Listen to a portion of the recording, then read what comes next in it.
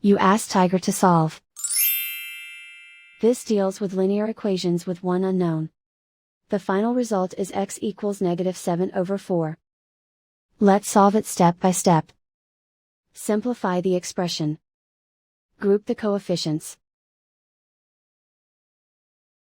Convert the integer into a fraction. Combine the fractions.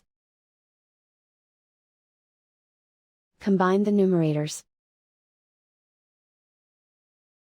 Group all x terms on the left side of the equation. Subtract 10/63 from both sides. Group the coefficients. Find the lowest common denominator. Multiply the denominators. Multiply the numerators. Combine the fractions. Combine the numerators.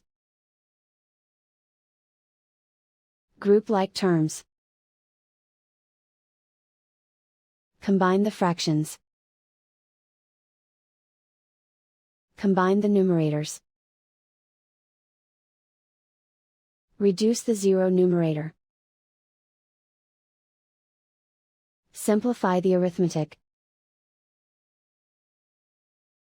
Isolate the x. Multiply both sides by inverse fraction 63/8.